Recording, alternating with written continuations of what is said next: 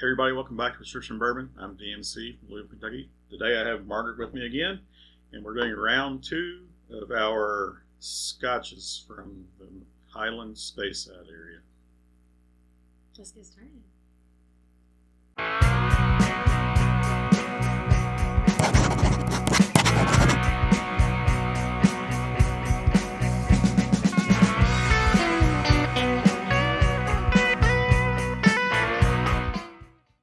All right, so just to give you a quick rundown of what we're going to be tasting today, and we've already got them poured, so we'll bring those forward here in a second. But we've got the Glenlivet, which is a Speyside Scotch, and we've got three samples that I got from Matt at Whiskey Crusaders. So he was giving away some samples a while back, and I won these from him. So I've got some Tomatin 12-year French Oak Edition. I've got some old Pulteney 12-year, and I've got some Dalmore 12-year. Mm-hmm. So I'll give you a little bit of rundown on each one of these, but these are the ones we've got. So let's pull our glasses forward here.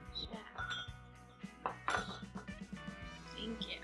And you can nose them as I'm talking or whatever, or ask questions.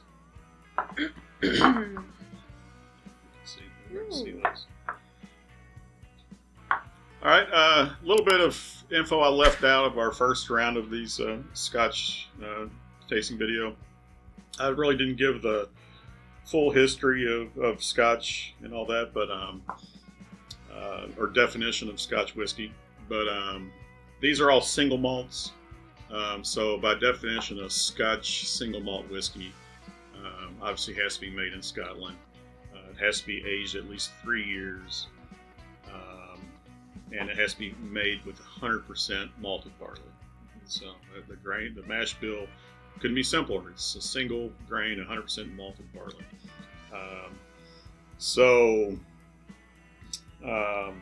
What they're aged in varies. Different types of casks and stuff. There's no hard fast rule on that, but it has to be. They all have to be, at least 3 years, and in fact, these are all obviously 12-year. These are all 12-year-old. I think the first round we did, they were all 12 and 14-year-olds. Mm-hmm. The Glenlivet, I mentioned briefly in our first video, but this is the #1 selling Scotch in the United States. It's #2 in the world. I believe it's actually #4 in the UK, so in the England, Scotland region. But this comes in at 80 proof, and this is aged in American and European oak barrels. So obviously ex-bourbon barrels and European oak. They don't call that specifically, sherry versus wine or whatever and all that. But my research tells me that it's definitely some sherry cask in there, but maybe not all. And they probably have been scrubbed and cleaned also before they use them, so might not impart a whole lot of sherryness. Yeah, and also, I think I mentioned this in my first video, I'm certainly not a Scotch expert. I mean, I've researched these samples that I got from Matt and whatnot. I'm definitely more of a bourbon guy. Don't consider myself necessarily a bourbon expert either. I'm definitely a bourbon fan, bourbon aficionado. I'm just now getting into the Scotches here. I think the last round we did was Margaret's first tastings of Scotch, pretty much. I've been drinking them here for a few months, sampling them, enjoying some more than others, that's for sure. But I put that one together, and I got these samples from Matt to put this second round of videos together. So, hopefully I got most of my facts right that I'm going to rattle off here. But I try to do my research, and we'll see how it goes. So that was the Glenlivet. Obviously 12-year-old and 80 proof. The next one that's also 80 proof is Dalmore 12-year-old, and this is a Highland Scotch. I think the Dalmore distillery is near Inverness, which is not too far from the Speyside region. It's close, but it's not in the Speyside region. And this is aged 9 years in ex-bourbon barrels, and then the remaining 3 years, half of it is aged in sherry barrels. And then they blend that all back together. So all of it's aged in ex-bourbon barrels for 9 years, and then half of it's in sherry barrels, half of it remains in the ex-bourbon barrels, and they put it back together. So this one, like I say, is also 80 proof. Next up, I've got Old Pulteney. The Old Pulteney distillery is the northernmost distillery on the Scottish mainland. Oh, okay. So there are some farther north that are on the islands, but it's the farthest one north on the mainland. This one comes in at 43%, which is 86 proof. And Matt did put a note on here that this was an old tube of this. I believe several years back, maybe sometime after 2014, they actually dropped the proof on the Old Pulteney 12 down to 80 proof. So this is an older bottling of it, and it's still at 86 proof. So that Matt sent me. So just a little note there. These are aged entirely in ex-bourbon barrels for the duration. So they're not aged in anything else, but all ex-bourbon barrels for the duration. And the last one we've got here is the Tomatin 12-year French Oak Edition.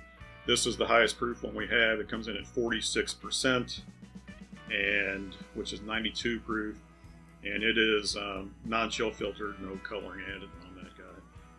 I didn't mention that also. Oh, right, you can add coloring to Scotch. Yeah, Scotch. I forgot about that. That's so strange. Yeah, they allow you to add coloring. So, in fact, coloring, for my research, coloring has been added to these three, to the Glenlivet, the Weird. the Dalmore, and the Old Pulteney. So, but not to this guy. The Tomatin is non-chill filtered and no coloring added. So. Do we know what coloring they use? What do they use for coloring?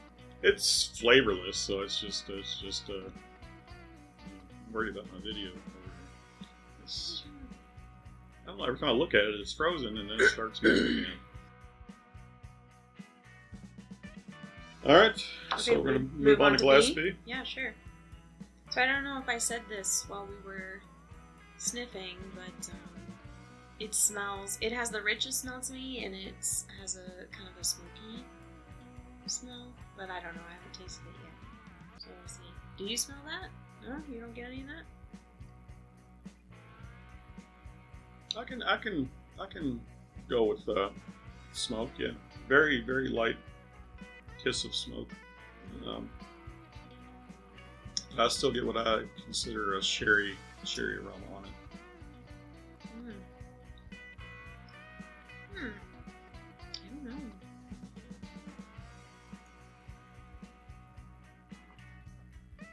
What kind of taste are you getting? Got some of the same,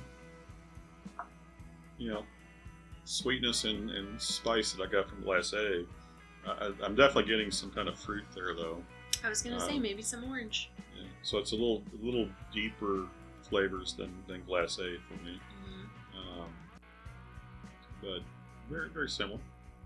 Yeah. It's probably a little bit longer finish. Also longer finish than B. A, I think for sure. Went around a little bit. So, for sure. Yeah, we'll go see. Yeah, to me this is very fruity on the nose. Yeah. Citrusy. For sure. Maybe floral also. Definitely. Oh wow. Definitely something there. Taste it. It's just citrus.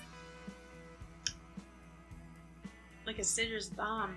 Wow. I was not expecting a Scotch to taste like this. Cool.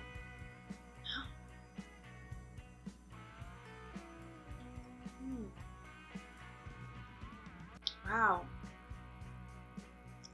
I don't know.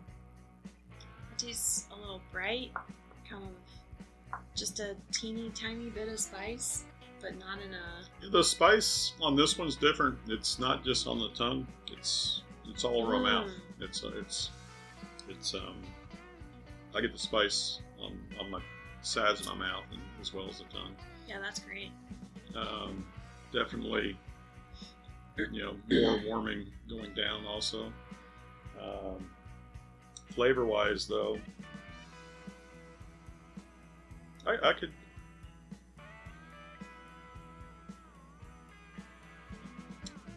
I could go with the citrus on that. Some sort of fruitiness for sure. Mm-hmm. All right. I'm just going back to compare the smells. Okay, this one. Honestly, unpopular opinion, nail polish remover. That's all I'm smelling right now. It just has this weird sweetness to it. Yeah, I might be okay. I might be projecting since I know the samples. Oh, right, yeah. But and you've also been sipping on some scotches for a while now, Right. But I'm going to go with. Now I am getting. I didn't have much my first pass. I really didn't pick up anything on this. It's very light on the aroma, and it's still light on the aroma. Now I'm going to go with the sea saltiness. Oh, you think that's on this aroma? A saltiness down down in there. Maybe that nail polish remover is the salt. Saltiness that you smell. Perhaps, yeah.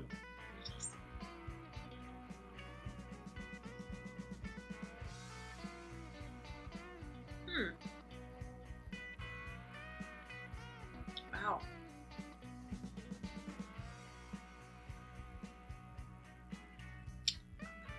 This tastes so different from, well, all the rest of them.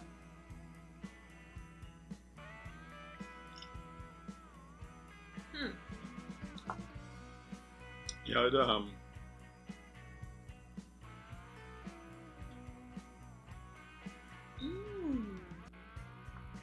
drying. I mean, it's spicy though also. So,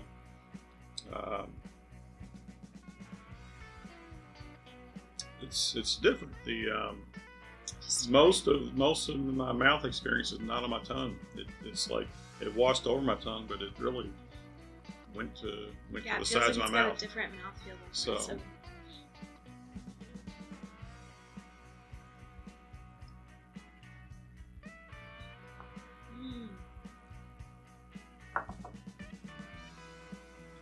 Which one stands out to you? Is one you'd like to drink? Well, I can tell you on the nose for sure. It's between B and C. Yeah. I think on the nose. I think A is very nice. I really like the nose on A. But I think B and C are more intriguing. And the nose on D is not there. So that's on the nose. Okay. I'm going to go back through and taste them again. But what are you thinking? I mean, and if you I don't know on the taste, even go ahead and say first. C really stood out to me on taste. That was it was surprising. Wasn't expecting to like it as much as I did. Yeah, but B smells the best. I can just smell this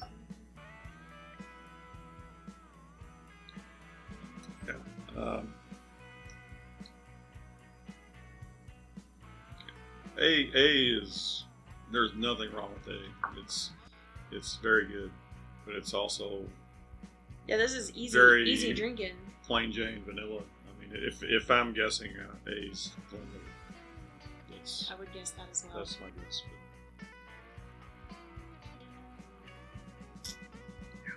But. I mean, there's nothing wrong with A. A is great. B and C have tons of aroma, tons, and they're different. Incredibly different. Fruit and floral on C for me, and fruit, but more of a sherry fruitiness. A deeper on fruit. B. So let me taste them both again.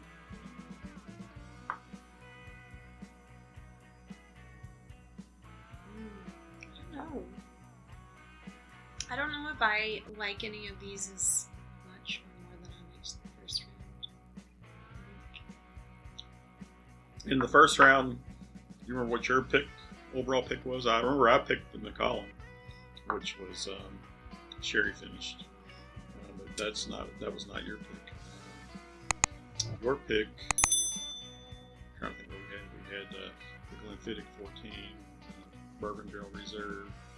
We had the Glenmorangie Kented Reuben, which was the port finish. So I don't think it was either one of those two. No, it was the Balvenie. It was the Balvenie. So, yeah, which is double wood. Balvenie double wood. Right. So that's the sherry finished. I mean, so it's bourbon barrels and then sherry. Mm-hmm. So.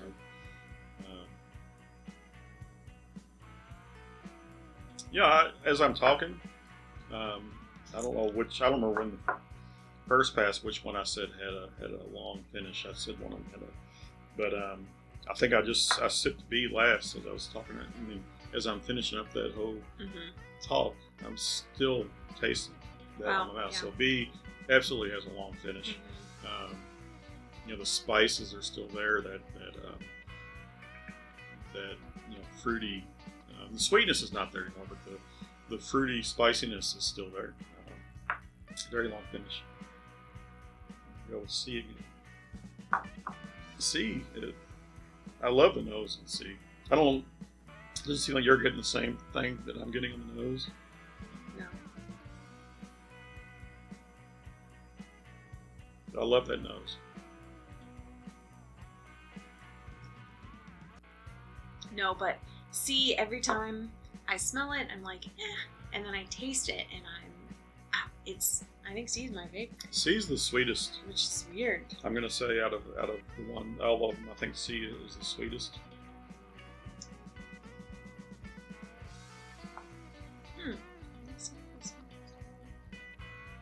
I had finished my C, so we had small pours. We were using these sample bottles that Matt sent us. So unfortunately, I can't. We're blind anyway, so it'd be hard to refill without seeing what was what. But which one stands out to you as being the one that you would enjoy the most? I think I'm gonna go with C. Mm-hmm. I think you were going with C also, right? Yeah, that's my winner. So C's my winner, or my favorite here. I think B I like a lot. C, there's nothing wrong. I mean, I'm sorry, A, there's nothing wrong with it. I'm gonna go back to D. You actually liked the D, didn't you? I did. I did. I don't know. Yeah, A and D are very good. There's nothing wrong with them. It's just, I don't know, next to these two that have very distinct flavors, they kind of stand out a little bit more. I think these two, B and C, just are more enjoyable.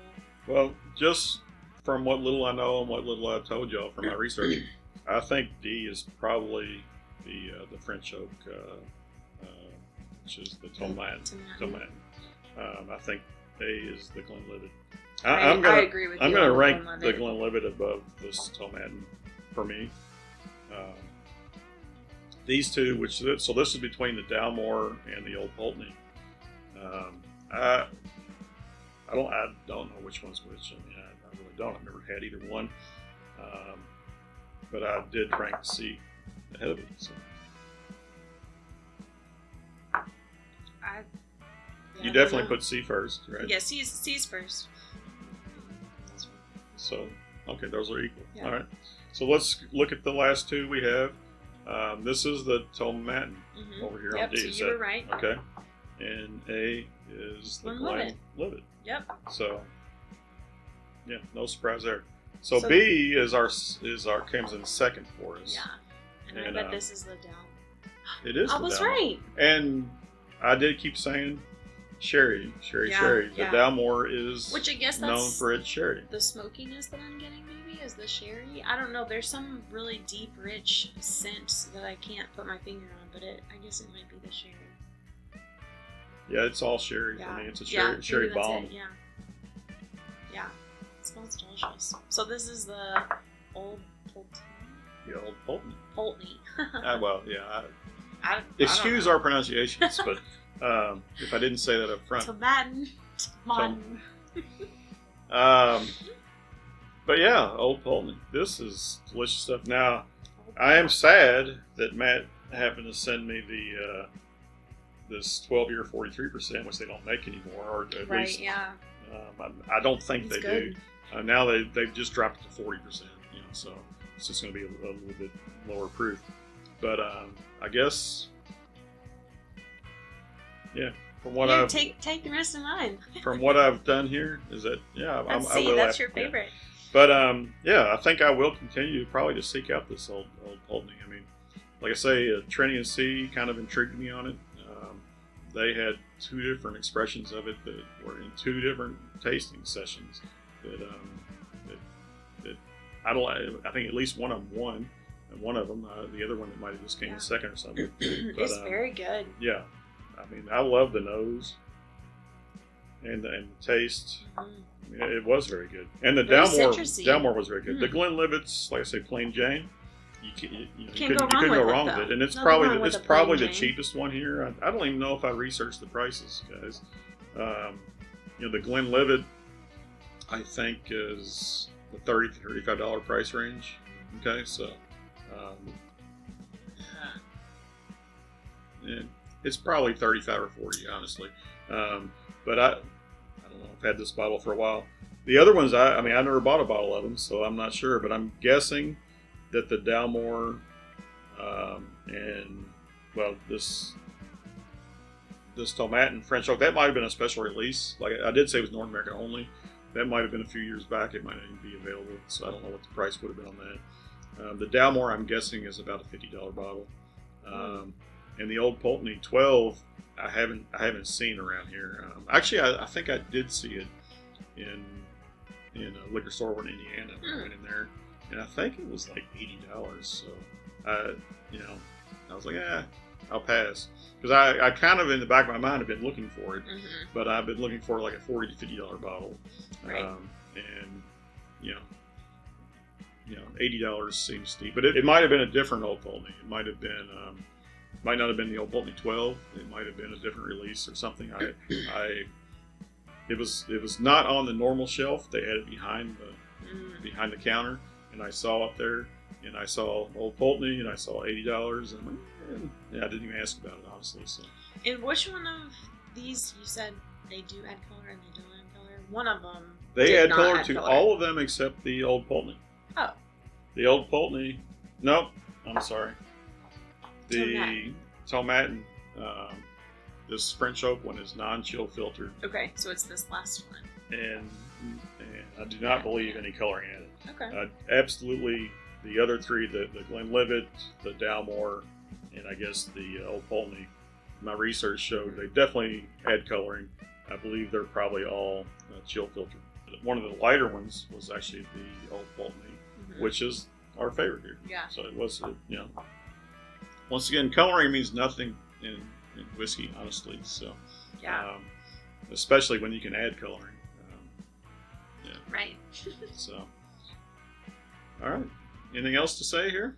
I don't know. I'm pretty surprised about this. This was delicious. It just didn't taste like any of the other ones that we've had, even from last round. Yeah. So this is our second video in this series. These were all. Highland, Speyside Scotches, mostly Highland, but we had Glenlivet was a Speyside Scotch here. Our previous video, we were also all Highland Speyside Scotches.